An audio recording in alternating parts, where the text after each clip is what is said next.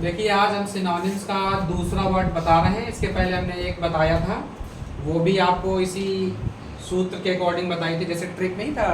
तो पहला वाला वर्ड हमने पूरा कर दिया था और दूसरा वर्ड ये है सिनोनिम्स में अडेस।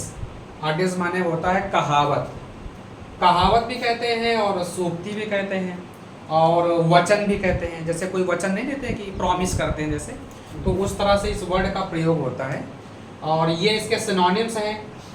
ये बढ़िया ट्रिक है। इस तरह की ट्रिक से आपको अच्छे क्वेश्चन तैयार हो जाएंगे और जो परीक्षा में आते हैं वही उन्हीं में से कुछ क्वेश्चंस भी हैं, ताकि याद भी रहेंगे आपको।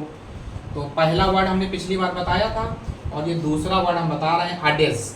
तो उसमें से पहला वर्ड अडेस ही है। इसका मतलब कहावत है। कहावत के लिए नॉर्मली मीनिंग होती है प्रूवर्ब।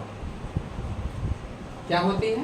प्रूवर्ब। प्रूवर्ब होती है। या फिर दूसरा वर्ड होता है सेइंग। सेइंग नहीं होता जैसे honesty is the best policy, to err is human to forgive divine, और इस तरह के वर्ड होते हैं जो मतलब फैक्ट रहते हैं ना, वो वाले। तो उसके लिए नॉर्मल वर्ड ये है और सिनोनिम्स में है। और जैसे आप ये देखिए दूसरा वर्ड है डिक्टम। ये आप नाउन में देखेंगे डिक्टम का डिक्टा होता है। डिक्टा। जैसे इरेटम का इरेटा, इरेटम का इरेटा, डेटम का डेटा हो गया, फोरम का फोरा हो गया, ऐसे फेनोमेनन का फेनोमेना होगा। तो ऐसे वर्ड होते हैं जो सिंगुलर का प्लुरल बनाते हैं। तो उनमें से एक वर्ड ये डिक्टम भी है। डिक्टम का अर्थ आप मान के चलो ऐसे बोला जाता है, जैसे किसी इंसान ने कह दिया कि जो आप बोल रहे हैं क्या उसमें आप अडिग रहेंगे, तो बिल्कुल प्रमाणित हो जाता है। जैसे मान लीजिए कहा गया कि पत्थर की लकीर, तो डिक्टम का मतलब जो कह दिया, जो सब कह दिया हमने, उसी को बोलते हैं डिक्टम। और डिक्टम जो कि सिंगुलर वर्ड है, इसका प्लुरल वर्ड होता है dicta. Is that clear? Yes sir. And third a for aphorism होता है। ये बहुत इंपॉर्टेंट वर्ड है एफोरिज्म, और ये लिटरेरी वर्ड भी है, लिटरेचर में चलता है, क्योंकि एक लेखक है फ्रांसिस बेकन, उनकी जो स्टाइल है उसी को एफोरिज्म कहते हैं। क्योंकि कम शब्दों में ज़्यादा जो इंसान लिखता है या बोलता है, उस स्टाइल को एफोरिज्म कहते हैं। ये बात क्लियर हो गई? एफोरिज्म के लिए लेखक का नाम मैंने बता दिया, फ्रांसिस बेकन है, और ये इम्पॉर्टेंट भी है, लिटरेचर में चलता है। एंड द थर्ड इज नोम।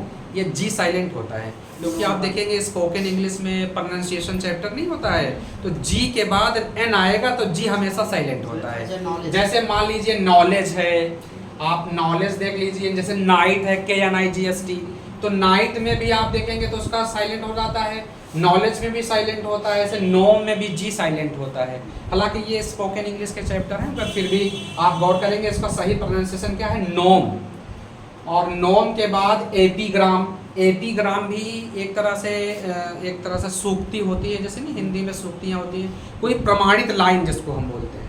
तो एपीग्राम भी जो है एफोरिज्म का सिनोनिम है। ये भी बेकन यूज़ करते थे और ये भी बेकन यूज़ करते थे।